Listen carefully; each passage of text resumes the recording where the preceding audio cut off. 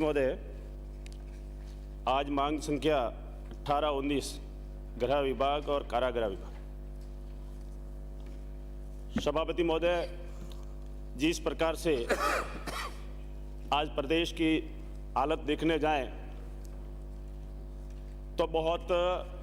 मेरे हिसाब से मैं सिरोही जिले और राजस्थान प्रदेश की बात करें तो बड़ी दयनीय है। अपराध के मामले देखो, लूट के, दुष्कर्म के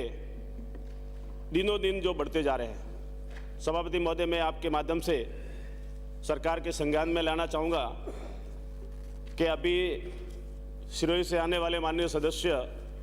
और मुख्यमंत्री जी के सलाहकार जो बता रहे थे, पहले तो बड़ी बड़ी तारीफ सरकार की तारीफ के पुल बांध रहे थे, और उसके बाद में ये महेंद्र मीणा के जो 1 माह का मासूम बेटे की जो घटना रात को जो बताई है, तो उसमें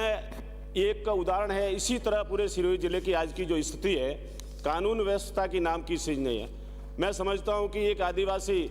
माँ का ये बेटा जो है, और रात को ये कुत्तों ने हॉस्पिटल के देर रात से वहाँ से उठा के ले गए,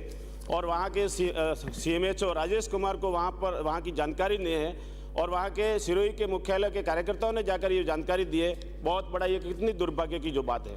और इसके उपरांत मैं सरकार से भी मांग करूंगा कि भी उस परिवार के लिए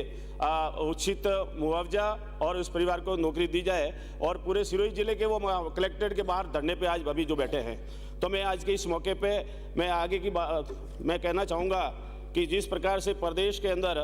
अब कानून व्यवस्था के अंदर मैं समझता हूँ कि सिरोही जिला और मेरा रेवदर विधानसभा क्षेत्र की जो बात करें तो उसके अंदर चोरियाँ का जो एक सिलसिला जो बढ़ गया है, क्योंकि मैं प्रदेश के सारे आंकड़े नहीं बताना चाहूँगा, और चोरियाँ जो अभी जो बढ़ रही है उसमें चोरियाँ, मकान भी टूट रहे हैं, मकानों के ताले भी टूट रहे हैं, उसके अलावा साथ साथ में मवेशियाँ। अभी 15 दिन पहले हमारे रेवदर थाने का कोई मामला था, उसमें 50 बकरियां जो है उसमें लुटेरे लूट के ले गए, मंदिरों के ताले टूटे, और मंडार के अंदर 1 दर्जन से भी ज़्यादा पूरे एक मंडार बेल्ट के अंदर चोरियां जो हो रही है। रेवदर में अनादरा में भी इसी प्रकार की चोरियां जो हो रही है। मैं समझता हूं कि कानून व्यवस्था की नाम चीज़ नहीं है, और इस प्रकार सरकार को संज्ञान में लेने की आवश्यकता है। मैं सभापति महोदय आपके माध्यम से ये शराब वाला जो है मामला जो हमेशा सामने जो आता है, मेरी विधानसभा क्षेत्र रेवदर और आबू रोड है, बॉर्डर लगता हुआ क्षेत्र जो है, गुजरात बॉर्डर से जैसे आबू रोड रिक्को थाना जो है और मंडार थाना है, वहाँ पर गुजरात ये हरियाणा चंडीगढ़ वाली जो है शराबन के मंडार होते हुए राजस्थान मंडार और रिक्को में होते हुए गुजरात जो जाती है, तो उसको कई बार पिछली विधानसभा में मैंने बताने के बाद में भी वहाँ पर गुजरात के अंदर जो उसको शराब को पकड़ी जाती है, और उसके बाद में यहाँ पर अखबारों में छपती है कि भाई राजस्थान की पुलिस की मिली भगत, भाई मिलने के उपरांत इन्होंने इस शराब पकड़ा है। यही नहीं, मैं सभापति महोदय आपके माध्यम से मैं जानकारी देना चाहूँगा कि मेरे विधानसभा क्षेत्र रेवदर के अंदर आबू रोड एक गीवर चौकी जो है, वहाँ पर ट्राइबल क्षेत्र जो है क्षेत्रफल की दृष्टि से बहुत फैला हुआ है। तो आबू रोड गीवर चौकी को मैं समझता हूँ कि उसको थाने में कर्मबंद किया जाए, तो आने वाले समय के अंदर, क्योंकि आदिवासी क्षेत्र जो है वहाँ पर आबू रोड शहर जो है ग्रामीण है, वह बहुत लंबा पड़ रहा है। यहाँ पर रेवदर मुख्यालय से वहाँ पर जाने में बहुत लंबा दूरी पड़ती है, तो उसको थाने में कर्मबंद किया जाए तो बहुत अच्छा रहेगा। इसी तरह से रिक्को जो चौकी थी और थाने में कर्मबंद हुए 5-7 साल हो गए, लेकिन अभी भी आज भी रिक्को थाना जो है चौकी के अंदर ही संचालित हो रहा है। मैं सरकार से कहना चाहूँगा कि उस थाना को ज़मीन आवंटन करवाने के बाद में उसमें भवन भी बनाया जाए, ताकि क्योंकि नाम तो थाना दिया रिक्को थाना, लेकिन अभी चौकी के अंदर वो संचालित है, तो सरकार के मैं संज्ञान में लाना चाहूँगा कि उसको भी समय रहते उसको करना चाहिए। तो आगे की मैं बात ये करना चाहूँगा कि रेवदर क्षेत्र के अंदर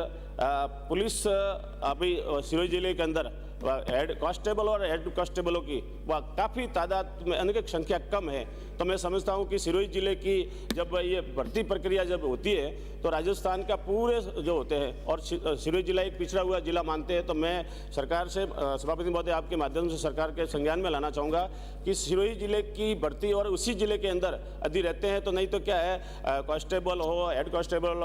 उनके ऊपर के जो भी अधिकारी लोग होते हैं उसके बाद स्थानांतरण करवा के अपने अपने जिलों के अंदर चले जाते हैं। हैं। तो मैं कहना चाहूँगा कि आप इसके भी संज्ञान लेने की आशा है। राजस्थान पुलिस कर्मियों के लिए जो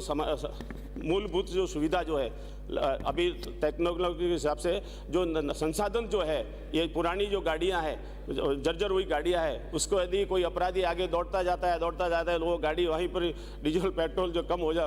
यदि फूट जाता है या साधन खराब हो जाता है तो उस अपराधी को पकड़ने में काफ़ी कठिनाई होती है। तो वहाँ पर अभी लेटेस्ट नए साधनों की भी आवश्यकता जो है, मैं आज के इस मौके पर सभापति महोदय आपके माध्यम से सरकार के संज्ञान में लाना चाहूँगा कि आबू रोड जो उप कारागृह है, वहाँ पर कैदियों की संख्या काफ़ी बढ़ी हुई रहती है हमेशा, और मैं खुद स्वयं जाके उसको देखा है। तो वहाँ पर एक तो वहाँ पर स्टाफ है, लेकिन उसके बाद में वहाँ पर व्यवस्था जो है पुराना एक छोटा सा कमरिया 2 कमरिया है, उसमें क्षमता से ज़्यादा उसमें कैदी रखे जाते हैं। तो मैं समझता हूँ कि उसको भी सही व्यवस्था और उनके खाने पीने की अच्छी व्यवस्था हो, और सही तरीके से उनके शौचालय की भी व्यवस्था नहीं है, उनकी फर्श जो है वही टूटी हुई पड़ी है। तो मैं समझता हूँ कि सरकार उसको भी संज्ञान में लाने की आवश्यकता है। सभापति महोदय, मैं आपके माध्यम से सरकार के संज्ञान में लाना चाहूँगा कि रेवदर में चोरिया जो है उसके अंदर थानों सभापति महोदय, थानों के अंदर जब भी अभी हमारे माननीय सदस्य बता रहे थे कि भाई वहाँ की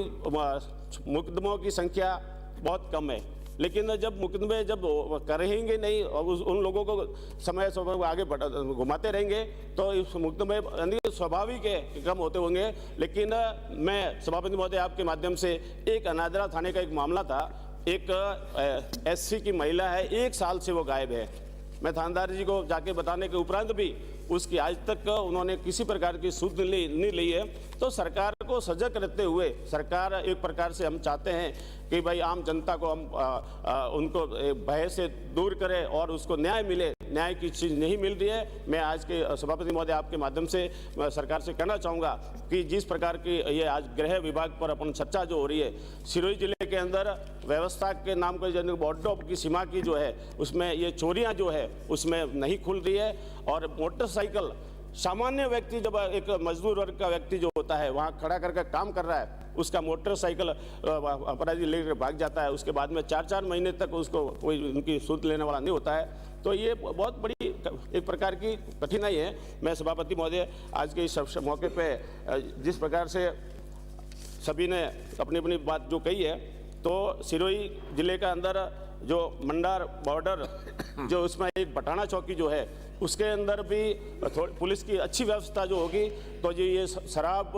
ये तस्करियाँ और जो होती है इसके ऊपर रोक है। बजरी माफियों की ये भी एक प्रकार से पुलिस विभाग से जुड़ा हुआ मामला है। बजरी माफियों को हमने कई बार बताया, मुख्यालय पे धरने हुए, लेकिन उस पर सरकार किसी प्रकार का ध्यान नहीं दे रही है। सरकार सुन रही है, उस पर कोई एक्शन नहीं ले रही है। मेरा आपसे माध्यम से सरकार से मैं कहना चाहूँगा कि आप सजग रहे, नहीं तो कि जनता अच्छी तरह से समझ रही है, देख रही है कि हमारा जनप्रतिनिधि प्रदेश का जो भी विधानसभा के अंदर बैठता है वो अपनी बात तो कहता है, लेकिन निश्चय स्तर पर उसकी कोई कार्रवाई नहीं होती है। तो आने वाले समय के अंदर आपकी सरकार को आपको भुगतना पड़ेगा। यही मैं कहते हुए मेरी बात को समाप्त करता हूँ। धन्यवाद।